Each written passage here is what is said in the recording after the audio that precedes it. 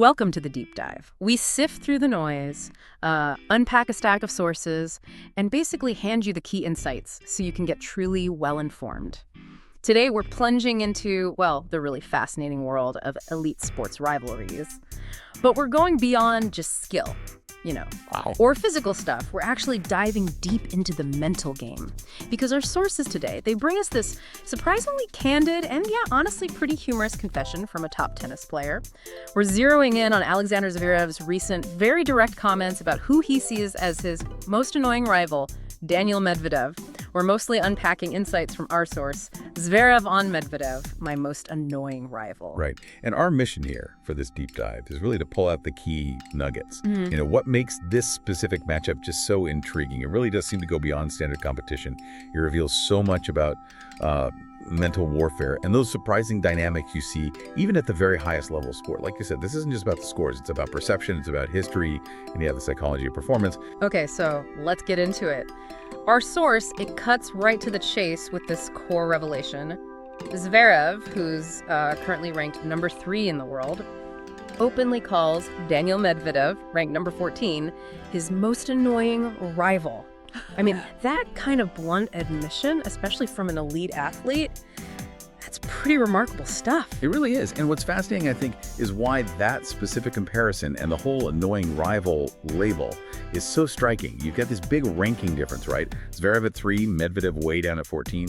And yet Zverev clearly sees him as this, unique and really tough obstacle. It says so much about how a specific opponent's psychological impact can just, override the rankings or even how you think you're playing. Absolutely. And the context our source gives us really backs this up. Their latest match, it was this 3-set battle in Halle, and, Medvedev came out on top again. Score was 7-6, 6-7, 6-4. Close, Yep. but another win for Medvedev. Yeah, and Zverev, he really didn't hold back when he talked about this. He was on the Nothing Major show, apparently, and just kind of let loose. He sounds genuinely baffled by it all. He does, doesn't he? What's your first take on that level of frustration, especially from someone, right at the top of the game? Well, his exact words are pretty telling. He actually said, and I'm quoting here, "I've lost him 78 times, to be honest.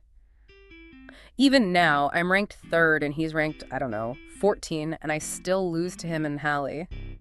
Then he says, he turns into prime Novak Djokovic every time he plays against me. Wow, prime Djokovic. Yeah, and he finishes with, and I'm like, I'm not even playing that bad. Why am I losing? That quote, it just reveals so much about Zverev's mindset, right? That feeling of frustration. You think you're playing well, but the losses just keep coming, especially against someone ranked lower on paper. Yeah. And the key insight here, I think, is grappling with that question. Is it really Medvedev's play transforming? Or is it more like a mental block, a specific matchup challenge that maybe Zverev's own perception has created? It's a classic competitive dilemma, really. And here's where it gets even more interesting. Our source points out this twist in their history. Apparently it wasn't always like this, not at all. In the early days, Zverev actually dominated Medvedev. He led their head-to-head 4-0 and then later 5-1. Wait, really? 5-1? And it flipped. That's remarkable. So that dramatic shift is incredibly striking. No. Since 2020, like the source says, the script has completely flipped. They've played 14 times since then, and Medvedev's won 12 of them. 12. This flipping script idea, it's not just a stat, is it? It's a really powerful insight into how rivalries can evolve. History, perception, they can become just as important as current form. That early dominance clearly didn't guarantee anything long-term in this specific matchup. Although it is worth noting there's that one massive win Zverev did get, our source says it stings Medvedev to this day. The 2021 ATP Finals, Zverev stunned Medvedev in the final, took his 2nd title there. So it's not a total shutout, which kind of makes Zverev's frustration even more complex, maybe. Exactly, and it adds another layer. And this really brings us to the idea that this isn't just about tennis results, wins and losses. What's so compelling here is seeing that even for these absolute elite athletes, there can be specific opponents who just seem to have their number, almost regardless of overall skill or who's technically in better form right now. Our source really emphasizes this, saying, and I quote, "This is not just about tennis. It's about mental warfare, matchups, and momentum." That's a powerful idea that goes way beyond just the tennis court, I think. That's a really crucial point, the having their number thing. So if it is really about mental warfare, how does someone even start to recognize they're maybe in one of these bad matchup situations? How does perceiving your opponent in a certain way actually end up affecting your own performance? Yeah, that's the million-dollar question, isn't it? Does Zverev calling Medvedev prime Djokovic when they play, does that almost become a self-fulfilling prophecy? Like, does believing it make its own task harder before they even start? Yeah. Or is there something genuinely strategic, maybe almost undefinable, that Medvedev does specifically against him? It really highlights the power of belief. You know, perception in competition. How we frame our challenges matters a lot. Okay, so bringing it all together then. Zverev's confession is, well, genuinely surprising, and it really shines a light on these intriguing, almost irrational dynamics in his rivalry with Medvedev.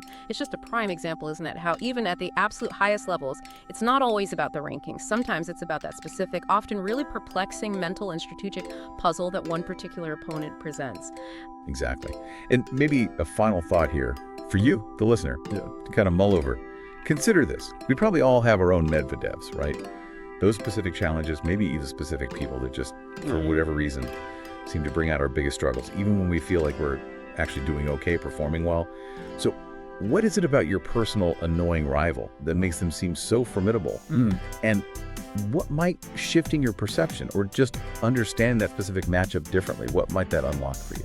Yeah, that's a powerful thought to end on. Understanding these nuanced dynamics, whether it's on a tennis court or just in your own life, well, could be a real game changer.